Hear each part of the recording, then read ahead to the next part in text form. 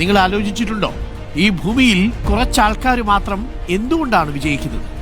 ബാക്കിയുള്ള കുറച്ചാൾക്കാർ എന്തുകൊണ്ടാണ് പരാജയപ്പെട്ടു പോകുന്നത്? കുറച്ചാൾക്കാർ മാത്രം എന്തുകൊണ്ട് എപ്പോഴും സ്ട്രഗിൾ ചെയ്ത് ഇങ്ങനെ ഇരിക്കുന്നു? മൈൻഡ് സെറ്റാണ് പ്രധാനം. മനസ്സ് മുഖ്യം മുകിലേ. രണ്ട് തരത്തിലുള്ള മൈൻഡ് സെറ്റാണുള്ളത്.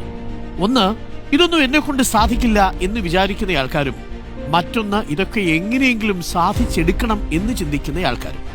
ചില കാര്യങ്ങളൊക്കെ ജീവിതത്തിൽ സംഭവിക്കുമ്പോൾ അതൊക്കെ ടാലന്റഡ് ആയിട്ടുള്ള ആളുകൾക്ക് മാത്രമേ പറ്റുള്ളൂ, അല്ലെങ്കിൽ എനിക്കിതിനൊന്നും കഴിവില്ല എന്നൊക്കെ വിചാരിച്ചു കൊണ്ടിരിക്കുന്ന ഒരു ഫിക്സഡ് മൈൻഡ് സെറ്റ് ആണുള്ള ആളുകളാണ് സാധാരണ പരാജയപ്പെടുന്ന മനുഷ്യർ.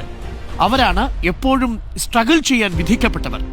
പോരാടി നോക്കാൻ ഒന്ന് ട്രൈ ചെയ്യുക പോലുമില്ല. പെട്ടെന്ന് കിടങ്ങിക്കളയും.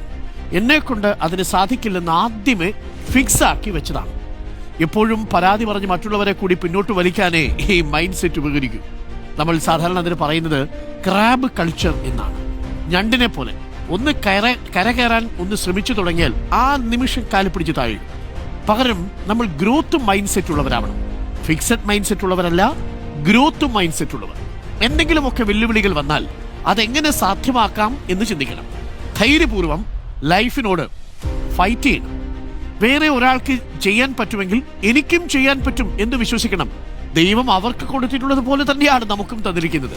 പ്രിയപ്പെട്ട പ്രേക്ഷകരെ, ആഗ്രഹങ്ങൾ മനസ്സിൽ വെക്കാതെ അത് ഫിക്സഡ് മൈൻഡായി മാറ്റാതെ എപ്പോഴും ഒരു മൈൻഡോട് കൂടി, ഗ്രോത്ത് മൈൻഡോട് കൂടി അങ്ങോട്ട് ഇറങ്ങിച്ചെന്ന് അത് ചെയ്ത് കാണിക്കും.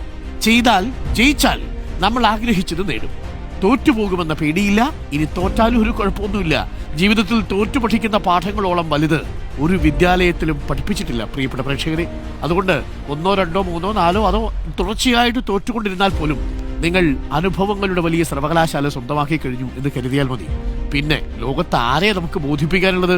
ഹാപ്പിയായിട്ട് ജീവിക്കുന്നേ.